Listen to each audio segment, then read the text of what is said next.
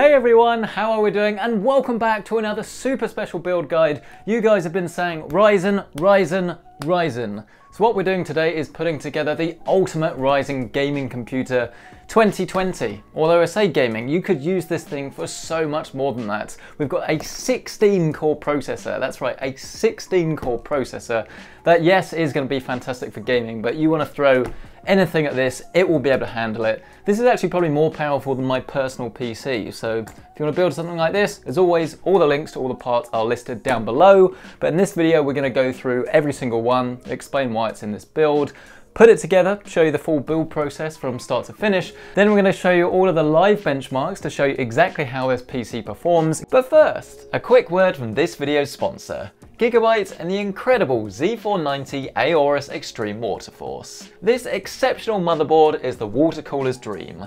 With a full cover block that not only keeps your components cool, but looks stunning in the process. And with support for Intel's latest 10th generation processors, Thunderbolt 3, 10 gig Ethernet and Wi-Fi AX, there is nothing stopping you from complete PC domination. Learn more and level up your water cooling today with the link down below. Kicking off this build then, we have this, the Ryzen 3950X. And this CPU is so exciting to me because we've got 16 cores packed into something that is actually really quite small, which not only means that this is going to be incredible for gaming as the core clock speeds are actually ridiculously high for a 16 core chip, but you're going to be able to use this for pretty much anything. I honestly think you're going to struggle to hit 100% load on this thing if you're doing anything other than serious work. If you are going to be spending this much money on a CPU though, you're going to need a decent X570 motherboard to get the most out of it.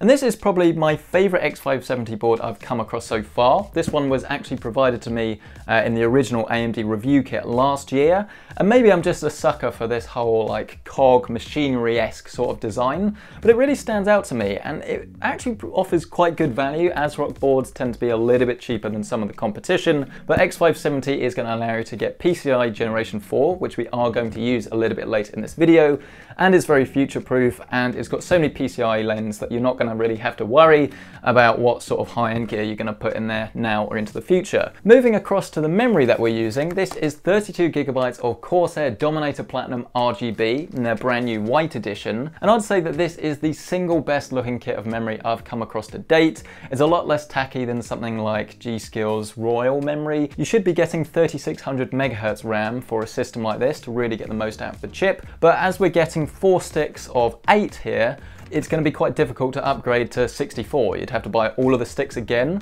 In terms of the CPU cooler that we've gone for a 280mm liquid all-in-one. This is Corsair's iCUE H115i RGB Pro XT. Can we just calm the names down a little bit, please? It's getting a little bit silly. They're very easy to tune. You can use iCUE software. It's got RGB on the pump head if that's your thing, but the cooling performance from a 280mm all-in-one is fantastic, and it's going to allow you to not only keep this cool at stock, but push it a fair bit further if this is your game with overclocking as well. So it's definitely something that comes highly recommended. Moving across to the storage, here as promised we have our PCIe Gen 4 NVMe SSD. So this is from Patriot. It is a Viper 1TB drive. Whether you're actually going to get the full benefits of this drive purely depends what you're going to be using your PC for. It probably is worth getting it now just to be a little bit future-proof, even if you're not going to use it at this level. But just so that we have a game drive as well, this is a 960, almost said terabytes then, 960 gigabyte SATA SSD. And the reason that you'd want to go for like a dual drive system is just all about price to performance, as I don't think there's any point getting a really huge capacity Gen 4 drive if you're not going to be fully utilizing it for things like images, movies, even multiplayer games. Just grab yourself something like this, save yourself a little bit of money. Now the most exciting bit of this build for gamers has to be the graphics card. And here we've got an RTX 2080 Super. This one is actually from PNY. It is their Accelerate Gaming Edition, so it's quite interesting. I haven't used one of these before. The 2080 Super will be able to handle 4K, 1440p, ultrawide gaming. At high refresh rates, it just won't be able to do it quite as well as a 2080 Ti, but of course it's a lot cheaper and is arguably a much more sensible option. And then in terms of our power supply, we have a 850 watt unit here from Corsair. This is the RM850i. I think there's a slightly newer model, so I'll leave that linked down below. And this is fully modular, and you can see we've swapped it out for Corsair's custom cables as well. So this should give us a little bit of a neater looking build, a little bit more professional, but I don't think you're going to need any more than 850 watts for like a normal system. But obviously with a chip like this, you may well be using more PCIe lanes, you might be using multiple graphics cards for compute, and then it would make sense to get a more powerful power supply. The PC enclosure that we're using is a brand new one actually from Phanteks. This is the P500A, A standing for airflow. I haven't had a static shock from a case in quite a long time, but I'm feeling like my luck is about to change for the worse. Such a wimp, aren't I? Oh no, please don't shock me. Oh, there it is. This is looking pretty smart actually. I can see exactly what they've done. Here we have something that looks very similar to a P300 or P400, but with mesh at the front. So if you're building a more powerful system like we have here today, this is going to be a great choice for you. Loads of very noisy packaging in the box. A seemingly endless amount of bubble wrap later, it seems that Phanteks have included a few other accessories in this reviewer's case for me. I was thinking maybe this is for everybody, but something tells me with this amount of stuff it's probably a no. So we've got some SK PWM RGB fans in here, and we also have some non-RGB PWM fans, and it looks like they're neon RGB set. The first thing that you're going to need to do is grab your motherboard out of the box, put this to one side for a second, and then also inside the box, grab yourself one of these SATA cables that you're going to use for our SSD, and you will also need this little Torx screwdriver thing here, because unlike most motherboards, this has slightly different screws for the NVMe SSD. Then close up your motherboard box and plop your motherboard directly onto the box, as this is a great little work surface.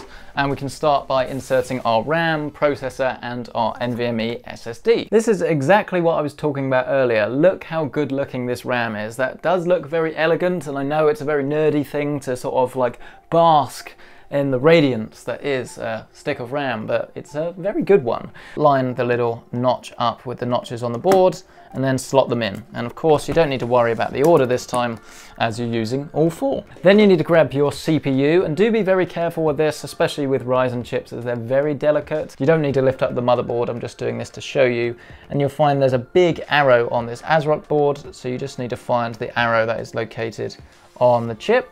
The Ryzen logo doesn't necessarily face upwards, it's actually normally to the side, which might throw you off a little bit. This is already looking marvelous, look at that. I'm not entirely sure the white RAM is a perfect fit, but whatever. Also, I want to point out, it is the hottest day of the year today. I am wearing shorts, no socks, windows are closed because there's children screaming a few doors up.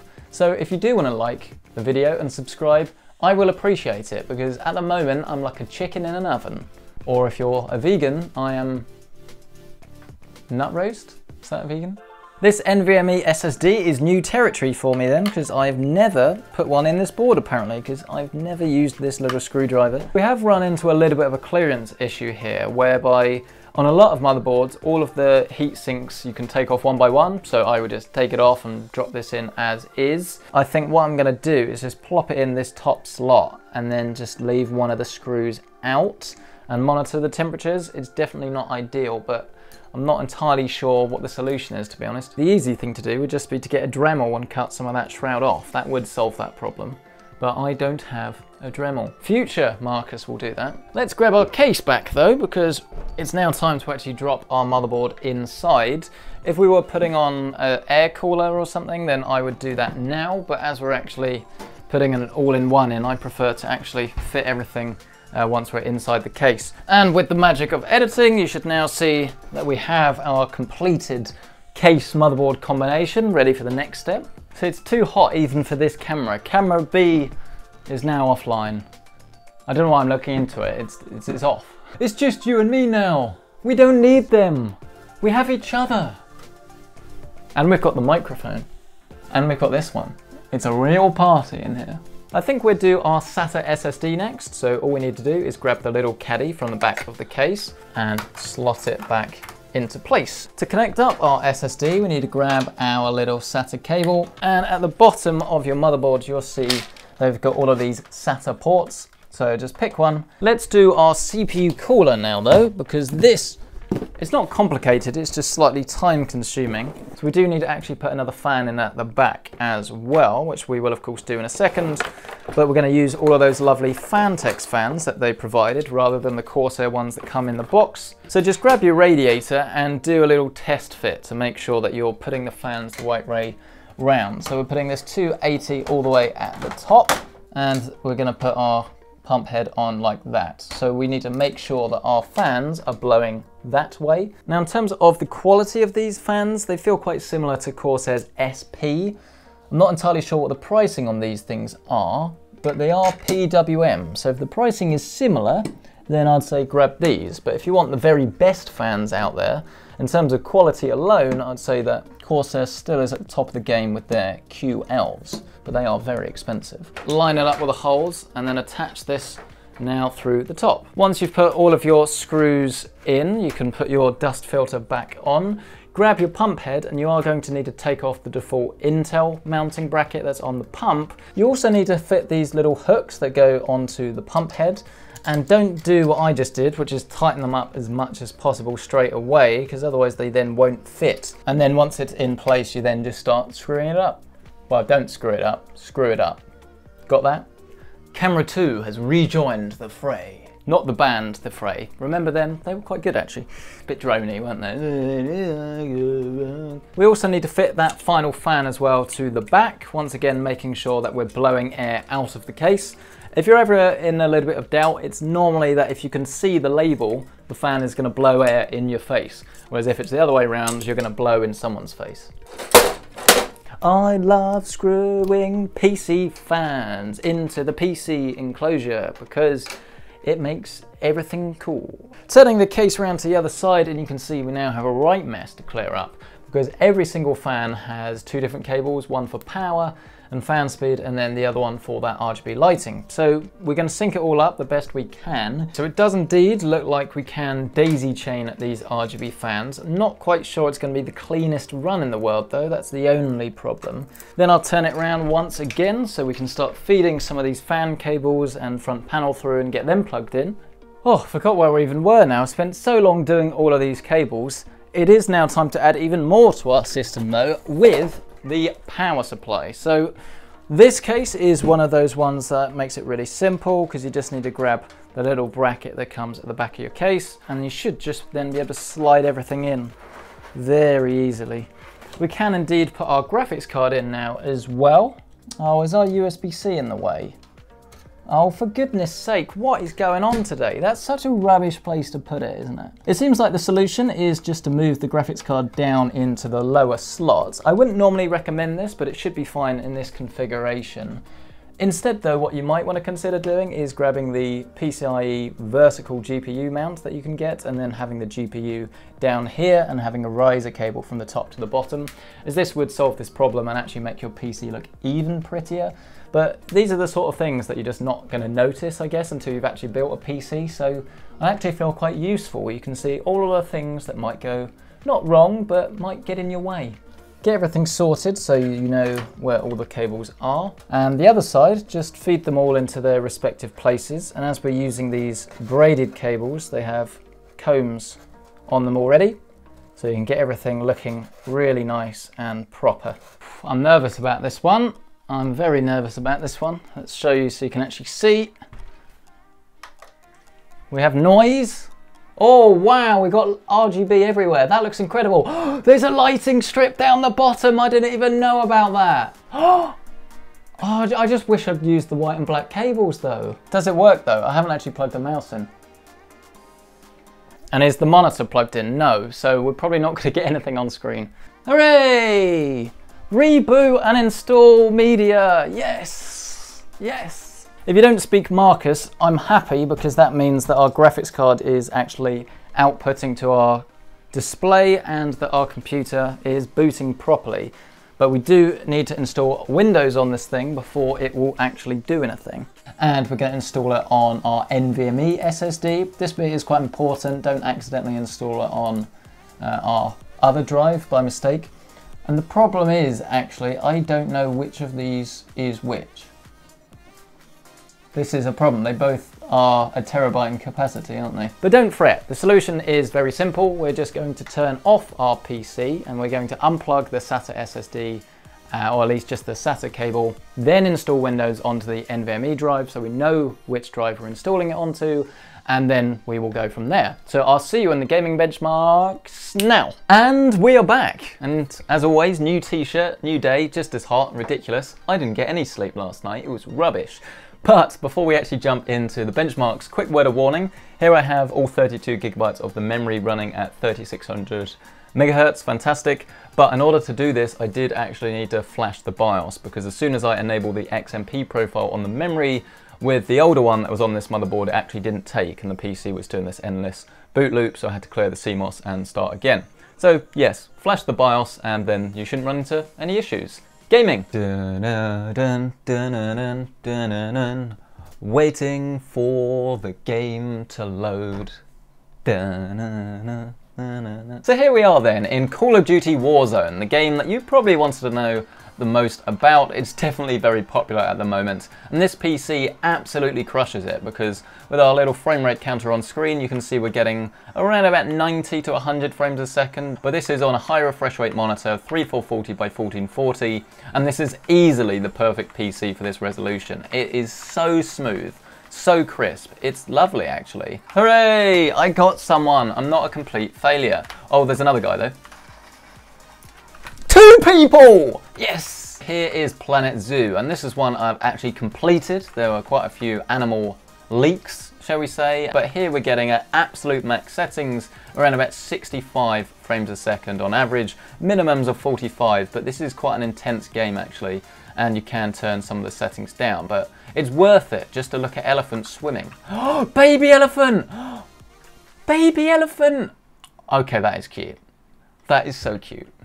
Look at his face! Switching it up to the ray tracing title in our test. I didn't have this enabled in Call of Duty because it just doesn't make sense. Here we have around about 90 frames a second or so with DLSS and ray tracing on high. It looks really cool actually. If you're wanting to play any sort of RTX game or have ray tracing, then obviously at the moment Nvidia is the way to go. 2080 Super is a fantastic card and you'll be able to play things like this. Now our next game I haven't played in, I don't know, it's over a week. Probably I'd say maybe about a fortnight. They've actually just started the most recent season, so you can see the map is filled with water now, which is cool, I guess. And I think Epic have done a really good job actually on the art style of this game, because while it does look quite cartoony, it is still very, very detailed, and it does get the most out of our PC. I just checked and our GPU is very much pegged at 100%, whereas our CPU is around about 1520, so we're not in any way CPU bottlenecked here, and we're getting around about, what's that, 80, 90 frames a second, minimums of about 73, we're looking at it. There we go, and now is my time to shoot. Oh, you can sort of shoot underwater, I did not know that. Do you get full damage on this game? Yes.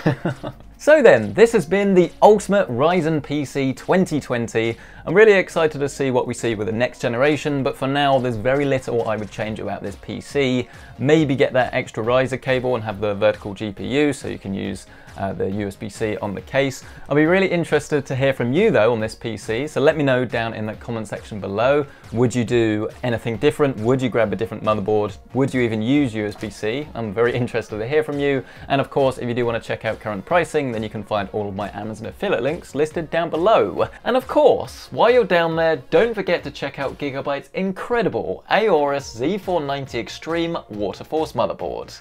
Equipped with a single monoblock for custom cooling your LGA 1200 socket CPU, all of your SSDs, VRMs and the chipset, you can finally overclock your components to the very limit, but without thermals holding you back. Give your custom loop the motherboard it deserves with Gigabyte. Check out the Aorus Z490 Extreme Waterforce today with the links down below. Thank you so much for watching, I really appreciate it. Smash that like button if you've enjoyed it, get yourself subscribed, and if you do want to see more build videos, you can find them in the end screen.